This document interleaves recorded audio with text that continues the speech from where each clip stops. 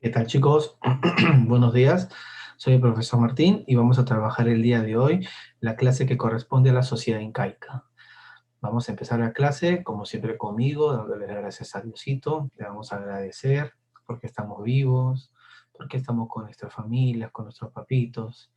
Le vamos a pedir que ponga, que nos cuide a nosotros, que cuide a nuestras familias, que termine rápido esta epidemia, al menos este año, ¿no? Vemos que los números ya están bajando. Ojalá que pueda terminar rápido para poder estar el año que viene en el colegio. Vamos a pedirle también que nos cuide a nosotros, que cuide a sus papitos, que cuide a nuestras familias, que ponga siempre un plato de comida en nuestras mesas y en las mesas de las personas que más lo necesitan. Bien, chicos, estamos en el último trimestre, ya entregamos las libretas. Me imagino que la semana que viene ya deben estar viendo sus notas. Los que no tienen notas, los que han sacado A, felicitaciones. Los que han sacado B, pónganse las pilas. Todas las notas, todas las tareas están corregidas en las plataformas. Por favor, revísenlas. Fíjense lo que están haciendo mal para que no tengan los mismos problemas en este trimestre. Ahora yo no les voy a decir a través de la plataforma qué es lo que tienen que hacer, sino a través del video. En un momento determinado del video les voy a decir en qué consiste la tarea del día de hoy. ¿Está bien?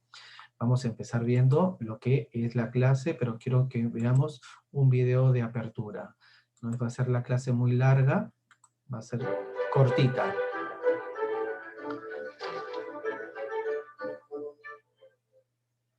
Uno de los imperios más grandes y vastos de la historia tuvo lugar en América del Sur en el siglo XIII cuando los incas se asentaron en el Cusco, dando inicio a su gran imperio que abarcaba territorios del actual Perú, Bolivia, Chile, Ecuador, Argentina y Colombia, por lo menos hasta la llegada de los españoles en el siglo XV. El llamado Imperio del Tahuantinsuyo estaba gobernado por el Inca, soberano que regía todo el territorio, y como tal, este imperio tenía una organización política y social bien definida. En este video conoceremos cómo era vivir en el Imperio Inca, así que sin más, empecemos.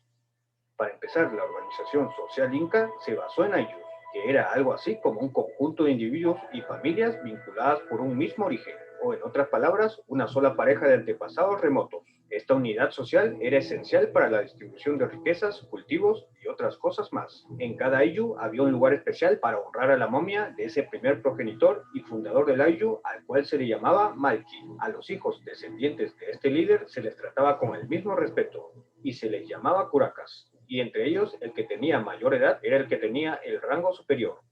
En general, cada persona pasaba por 4 etapas de su vida. La primera era hasta los 2 años cuando se pasaba a la niñez. La segunda etapa era el tránsito entre la niñez y la adultez, que llegaba a los 14 o 15 años. En el caso de los varones se hacía una especie de rito cuando esto llegaba. Se rendían fuertes pruebas físicas, además de perforaciones en las orejas, y se les daba nuevos nombres. En el caso de las mujeres se hacía un ritual más sencillo y rápido.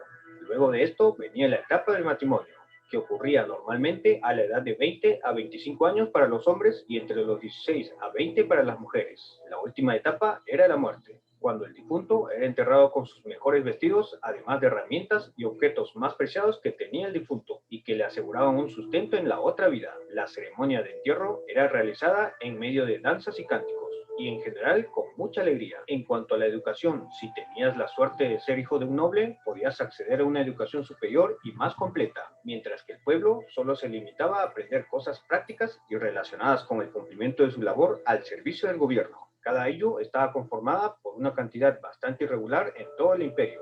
Habían aylus de 20 personas y en otras de hasta 600, por lo cual se hace muy difícil determinar un número promedio. Estos aylus estaban distribuidos en todos los territorios, desde la costa hasta lugares de gran altitud, conformada por agricultores, pastores y artesanos. Y como en toda sociedad, cada individuo tenía derechos y obligaciones, aunque algunos podían ser expulsados sin derecho a nada debido a infracciones sociales, hasta que su ayllu lo perdone, si es que alguna vez lo hacía. En la sociedad inca existían 3 formas de trabajo muy importantes: el aini, la minca y la mita. En el primero, cada familia debía apoyar cuando sea necesario a otra familia o persona en trabajos como construcción de viviendas, en los campos o cualquier proyecto privado. pero con la condición de que cuando se requiera también mano de obra, la otra persona antes beneficiada retribuya esta ayuda de la misma manera, es decir, hoy por ti, mañana por mí. La minca era la tradición de trabajar juntos para el bien social a favor del ayllu, una especie de trabajo comunal donde participaban muchas familias portando sus propias herramientas, comidas y bebidas. Ellos se dedicaban a construir locales, canales de riego y además de ayudar a personas incapacitadas, huérfanos y ancianos. Y esto era de carácter obligatorio. De no hacerlo, la persona era expulsada del ayllu perdiendo su derecho a la tierra. La mita, por su parte, era un trabajo a favor del Estado imperial donde participaban multitudes de personas para construir puentes, caminos, fortalezas y trabajos de gran envergadura. En todas estas actividades de mucho desgaste físico no podía faltar la buena comida, que de no ser lo suficientemente nutritiva y contundente, seguro muchas de las maravillosas obras creadas por el Inca tal vez no hubieran sido terminadas. En el Imperio Inca, la gente se alimentaba de una gran cantidad de alimentos ricos en proteína, como mariscos, peces de río y mar, además de carnes como la de venados, llamas y otros animales. Normalmente se usaba la sal para deshidratar las carnes y guardarlas por mucho tiempo. La papa y el maíz eran fundamentales en la dieta de los incas y se servían en una variedad de presentaciones. Particularmente la papa se reconoce como uno de los grandes recursos alimenticios de las tierras altoandinas del Perú. Además de esto, también solían comer verduras, algas marinas y una gran variedad de ajíes, desde el menos al más picante, además de frutas domésticas. Y para beber, nada mejor que la chicha de jora, una bebida hecha de maíz fermentado que era la favorita de todos, y su grado de fuerza alcohólica dependía de los días que era fermentado. Esta también era muy importante en las ceremonias y fiestas, aunque fue una bebida muy cotidiana para quitar la sed. Los incas por lo general vivían en estructuras construidas en tierras altas. Cada hogar contaba con un patio rodeado por muros de piedra, y entre estos cocinas, habitaciones y almacenes. Las paredes de piedra eran lo más común para la aristocracia, además de techos de paja, mientras que otras casas se construían de caña, barro y otros materiales. Por otro lado, la madera era algo escasa para los incas. Por tal motivo, los incas casi no tenían muebles y los que habían estaban incorporados en la arquitectura, y los platos a la hora de comer se colocaban en el suelo. En cuanto a la ropa, todos los agricultores vestían similar. Los hombres solían usar taparrabos y una túnica sin mangas, una faja y además una capa si las condiciones climáticas lo requerían, o también en ceremonias. En el caso de las mujeres, usaban vestido y capa además de una faja y una especie de velo para cubrir del sol. Los colores que predominaban eran el negro o marrón, mientras que en las tierras altas era el blanco. En general, la calidad de la tela podía indicar de qué clase social era una persona. Además, dentro de la élite también portaban, según su rango, una serie de accesorios y joyas distintivas. Para ambos sexos, el uso de sandalias era igual, pero no todo era color de rosas en el Imperio Inca, al menos si no actuabas dentro de la ley, respetando la moral y las buenas costumbres de esta sociedad. Había muchas reglas, pero creo que lo más importante era tener en cuenta tres de ellas. Amasúa, no seas ladrón. Amaqueya, no seas peleón. Bien, hasta ahí me parece que es lo importante de este video. Lo que quiero que veamos es lo que el tema del día de hoy que vamos a trabajar es el de la sociedad inca, ¿no? Ya hemos estado viendo algunas cosas que han estado dando en el video, ¿no? La organización social del Inca, incaica, se basaba en la representación de un orden divino en la tierra encarnado en el Inca, quien como hijo del sol se encontraba por encima de todos los mortales, ¿no? Entonces, la sociedad inca, la élite gobernante, el Inca era la figura máxima. La figura máxima de lo que van a hacer después. Miren la pirámide social. Fíjense porque, atiendan porque necesito que después me hagan algo parecido con la tarea que les voy a dejar. El parentesco base de la economía. El vínculo familiar fue la base de todas las relaciones económicas, ¿no? La familia era la base de las relaciones económicas. Cada persona tenía la obligación de ayudar a sus parientes, es decir, a los miembros de su ayllu, y el derecho de exigir de ellos su colaboración en caso necesario. Esto generaba compromisos de ayuda mutua en las tareas agrícolas y el cuidado de del ganado. A ver un momento. A ver, perdón. Ya, a ver, estamos acá.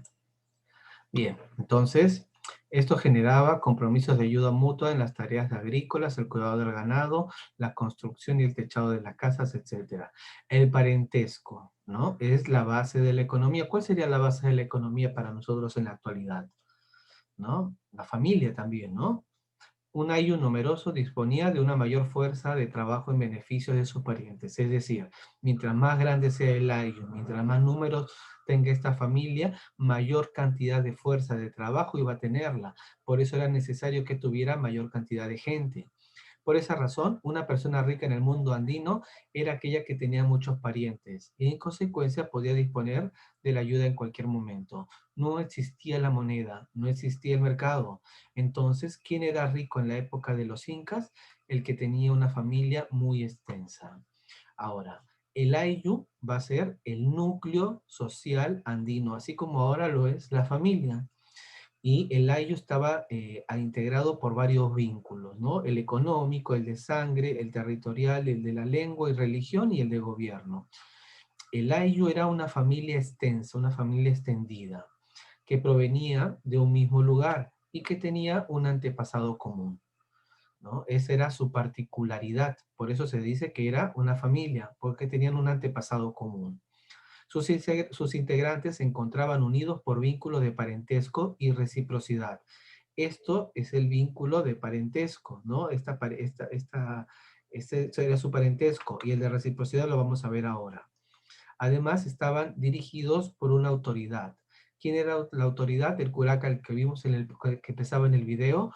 El curaca era la máxima autoridad del ayllu. Y aparece aquí entre la élite gobernante, la nobleza local, va a estar el curaca. ¿Lo ven acá abajo? La reciprocidad. Entre los miembros del ayllu se daban obligaciones de reciprocidad, que consistían en la prestación y recepción de bienes y servicios entre personas unidas por lazo de parentesco. Estos lazos de reciprocidad abarcaban todos los aspectos de la vida diaria. Entonces, la reciprocidad. ¿Qué es la reciprocidad? Yo te ayudo, lo que vimos en el video, yo te ayudo y después tú me ayudas. Eso es ser recíproco. Y hay dos tipos de reciprocidad, la simétrica y la asimétrica. Cuando hablamos de reciprocidad simétrica, es la que va a estar entre iguales. Es decir, por ejemplo, entre mitimaes o yanaconas, entre curacas es una reciprocidad simétrica. En cambio, si el inca hace algo por un yanacona, es una reciprocidad asimétrica. La reciprocidad asimétrica se daba con las autoridades, tanto con el inca como con el curaca. Si el curaca hacía algo por un yanacona, eso es una reciprocidad asimétrica. Si la reciprocidad era entre los mismos mitimaes o los mismos yanaconas, la reciprocidad va a ser simétrica. Los mecanismos de reciprocidad eran aplicados por los incas según el requerimiento del Estado. Por ello, los incas se casaban con las hijas o hermanas de los curacas, sellando con ello una alianza que les permitía disponer de la mano de obra de los pueblos aliados cuando los requerían. Entonces, el mecanismo por el cual el Inca podía obtener más, ampliar su territorio, no siempre era la guerra. A veces era por un mecanismo de alianza. Me alío con, por ejemplo, el curaca de Huarco. El año pasado, recuerdan, vimos la cultura Huarco, la cultura Chincha, que están al final del intermedio tardío. ¿Qué hizo el Inca con estos señoríos? Agarra, llega hacia ahí y se casa con la hermana de los curacas de estos lugares. Entonces, la cultura huarco pasa a ser parte del Tahuantinsuyo, porque el Inca se ha unido con un familiar de este curacazo. La élite gobernante. La élite gobernante, la élite del Inca, estaba formada por el propio Inca y sus súbditos más cercanos. Ahora, quiero que escuchen porque aquí es donde voy a decirles lo que tienen que hacer de tarea. La tarea es, esto es lo que era la sociedad en la época de los Incas. Lo que ustedes tienen que hacer, esta semana no hay ficha. La tarea es, me hacen una organización, un organigrama así parecido a este, que tenga cuál era la base de la economía, cuál era el núcleo social, cuáles eran los vínculos que se tenían, cómo es la élite gobernante y cómo son las clases populares de la sociedad peruana actual. Entonces tenemos que comparar cuáles son los parecidos o las diferencias que vamos a encontrar en la sociedad actual. Por ejemplo, el Inca era considerado hijo del sol y por lo tanto era reconocida como la máxima autoridad del imperio. ¿Cuál es la máxima autoridad del Perú ahora?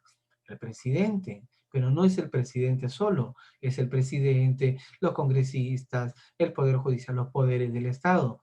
Entonces la élite gobernante, los poderes del Estado, ¿no? En el ámbito económico, ¿cuáles eran sus atribuciones? En el ámbito religioso, acá, ¿cómo es la economía de la sociedad peruana actual?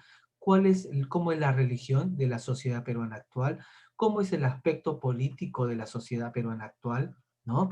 Entonces, eso es lo que me tienen que hacer. Y después, las clases populares de la sociedad peruana actual, terminan haciendo lo mismo que acá. Acá van a encontrar una pirámide social.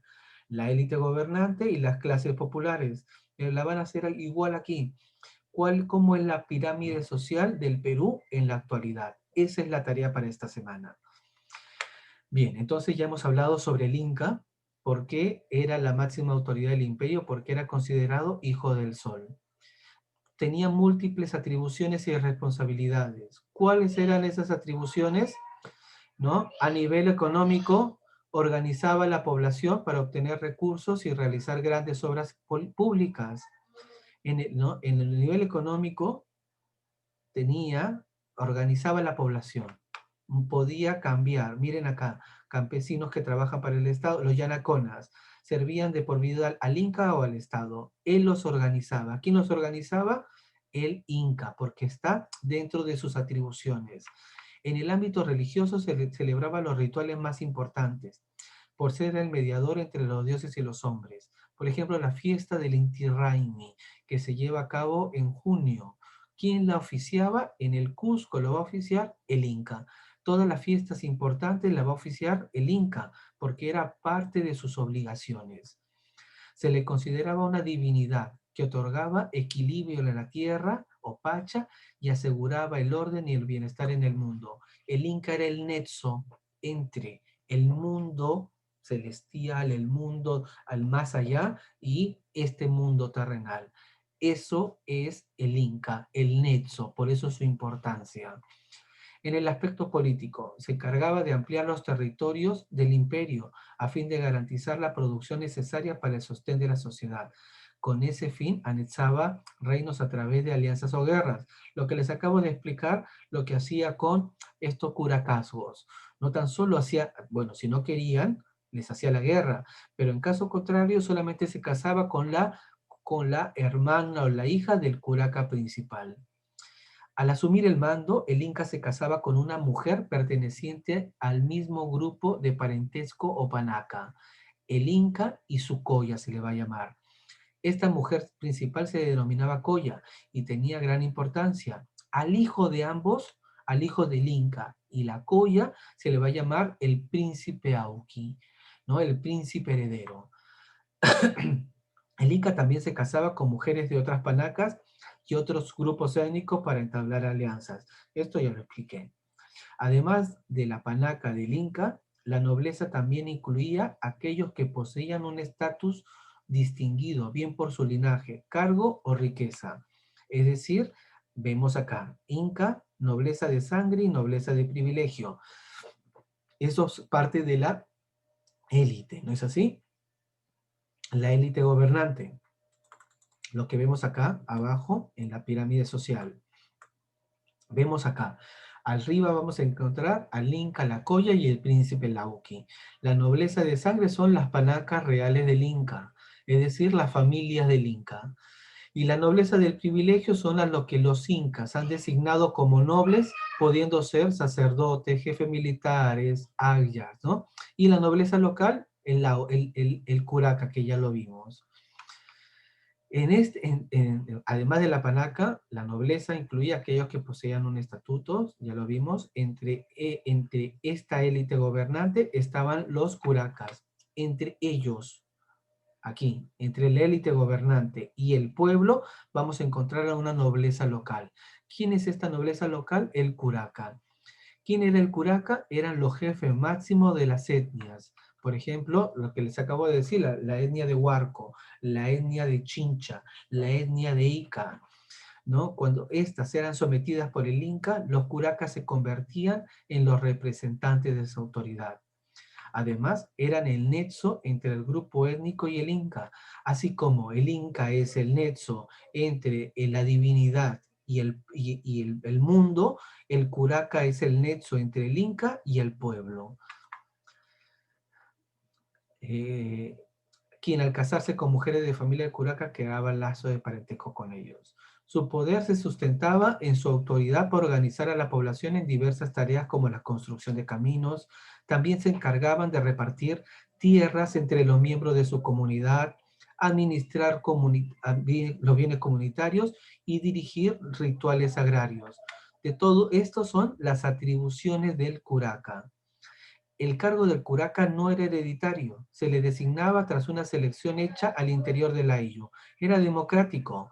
¿Quién lo designaba? Los mismos miembros del ayllu designaban a quién iba a ser el próximo curaca una vez que éste moría. También se nombraban curacas desde el Cusco, o sea, habían dos formas de nombrar curacas, ¿no? Dentro del mismo ayllu y desde el Cusco. Ahora, para terminar, las clases populares.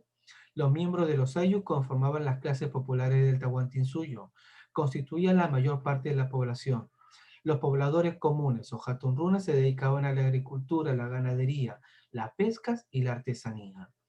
El Estado, entonces, esto era las labores de las clases populares. El Estado los destinaba a la construcción de obras públicas y al ejército. Entre los pobladores se van a encontrar los mitimaes. Acá donde dice pueblo debemos cambiarlo por el nombre de mitimaes. Grupos que se le enviaba a colonizar otros pueblos por varias regiones o formar colonias militares en zonas recién anexadas. Los mitmac no perdían su vínculo de parentesco o reciprocidad con su ayo de origen, a pesar de su ausencia de vivir en lugares distantes, ¿no? En el pueblo, los mitimaes, campesinos que trabajaban para el Estado. Después van a seguir dos grupos, los Yanacona, los Yanas, que realizaban servicios al Inca, a la Panaca o al Estado, a diferencia de los Mitimaes, de ellos, los Yanaconas sí se desvinculaban de su ayo y pasaban a depender directamente del Inca. Y los Piñacuñas, que eran esclavos, eran prisioneros de guerra que pasaban a depender directamente del Inca. Eso es toda la tarea. Con esta información ustedes tienen que hacerme, ya les dije lo que tienen que hacer de la tarea, lo que sería el lugar de la ficha. Y en segundo lugar, primero, material de estudio de lo que acabamos de ver. Segundo, la tarea que ya les dije en qué consiste. Y tercero, tienen que hacerme el quizzes. Eso es toda la tarea del día de hoy, chicos. Espero que el video les haya servido para entender el tema. Les mando un abrazo fuerte. Chau.